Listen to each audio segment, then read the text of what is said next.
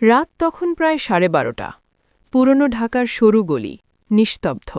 কোথাও কুকুরের ঘেউ ঘেউ, কোথাও দূরে ট্রাফিকের মৃদু আওয়াজ। একটি ভাঙা বাড়ির ভেতরে আলো জ্বলছে, তেলবাতির মতো হলুদ কাঁপতে থাকা আলো। ভেতরে টেবিলের ওপর খোলা ল্যাপটপ, কফির কাপ আর ছড়িয়ে আছে কিছু কাগজ। সব কাগজে একই শব্দ বারবার লেখা, কাউন্টার ইন্টেলিজেন্স নোটস। হঠাৎ দরজায় কড়া এক যুবক ঢুকে এলো। চোখে মুখে আতঙ্ক, গলায় ঘাম জমেছে।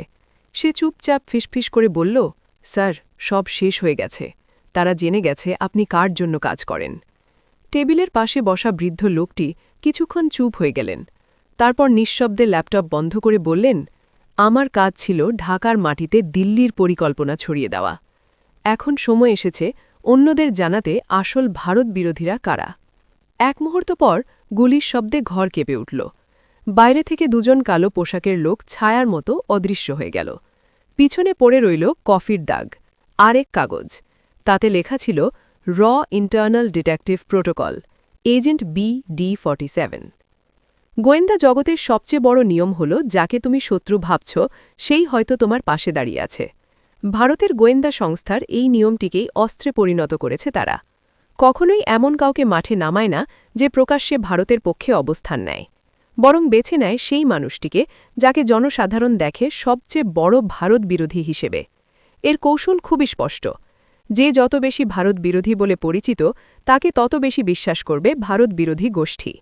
আর এই বিশ্বাসী হয়ে ওঠে সবচেয়ে নিখুঁত তথ্যের উৎস। এক সাবেক ভারতীয় গোয়েন্দা কর্মকর্তা একবার স্বীকার করেছিলেন, আমরা এমন কাউকে বেছে নিই যার বিরুদ্ধে ভারতীয় মিডিয়া গালাগালি দেয়, কারণ সেটাই প্রমাণ করে লোকটা নিখুঁত ঢাল। বাংলাদেশ স্বাধীন হওয়ার পর থেকে ভারতীয় গোয়েন্দা সংস্থা এখানে নানাভাবে সক্রিয়। ৭৫ সালের পর থেকে তারা ভেতরে বাইরে তৈরি করেছে এক জটিল নেটওয়ার্ক। এই নেটওয়ার্ক ছিল রাজনীতি, সাংবাদিকতা, এমনকি সাংস্কৃতিক সংগঠন পর্যন্ত। তবে সময়ের সঙ্গে সঙ্গে তাদের কৌশল পাল্টেছে। আগে তারা কাজ করত সরাসরি প্রভাবের মাধ্যমে, এখন তারা কাজ করে মানসিক প্রভাব আর সচেতন বিভ্রান্তি দিয়ে। একজন গোয়েন্দা কর্মকর্তা বলেছিলেন, আজকাল এজেন্ট বন্দুক হাতে চলে না, সে চলে ল্যাপটপ হাতে। এই নতুন কৌশলেই তৈরি করেছে এমন কিছু চরিত্র যারা ভারতের বিরুদ্ধে কথা বলেই ভারতের জন্য কাজ করে। তাদেরকে বলা হয় মিরর এজেন্ট, দেখতে শত্রু, ভেতরে বন্ধু। এর নীতি এখন আর শুধুমাত্র তথ্য সংগ্রহ নয়, বরং একটি রাষ্ট্রের মতামত নিয়ন্ত্রণ করা। এর জন্য তারা বেছে নেয় কিছু জনপ্রিয় বক্তা, ইউটিউব বিশ্লেষক, রাজনৈতিক অ্যাক্টিভিস্ট, এমনকি তথাকথিত দেশপ্রেমী লেখক। এই ব্যক্তিরা দিনের আলোয় গড়ে ওঠেন ভারতের বিরুদ্ধে, কিন্তু রাতে পাঠিয়ে দেন গুরুত্বপূর্ণ গোয়েন্দা রিপোর্ট। একটি সূত্র বলেছিল, এর ফিল্ড অফিসাররা এখন আর ঢাকায় দূতাবাসের মধ্যে কাজ করেন না, তারা কাজ করেন দেশপ্রেমিক মুখোশ পরে। তারা হয়ে গেছেন ঢাকার ভেতরের ঢাকাবাসী।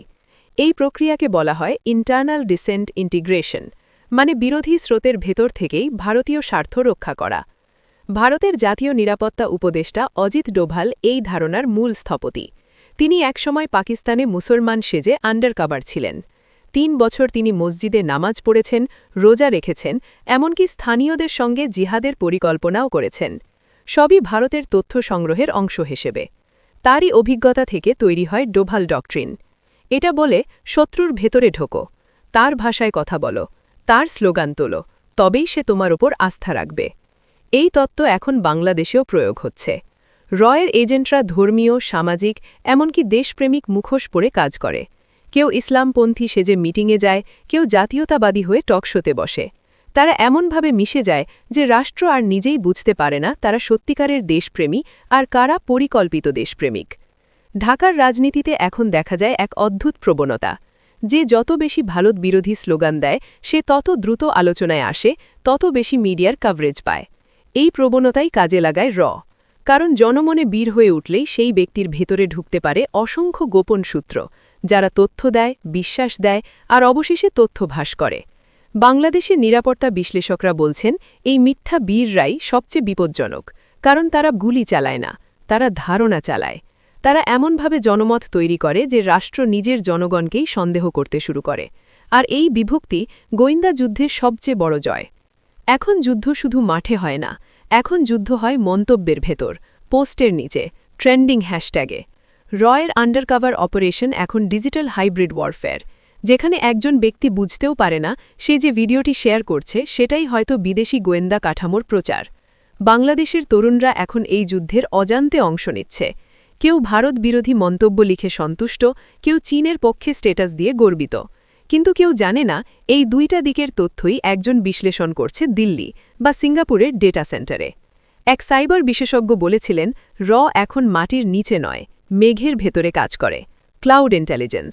তারা জানে কোন গ্রুপে কে কি বলছে, আর কার ফোনে ভয়েস রেকর্ড আছে, আর কে কবে কাকে দেশদ্রোহী বলবে। রাষ্ট্রের মেরুদণ্ড শক্ত রাখতে হলে শুধু প্রতিরক্ষা বাহিনী যথেষ্ট নয়, প্রয়োজন এক আন্তর্জাতিক মানের গোয়েন্দা কাঠামো। News desk, Feni voice 24।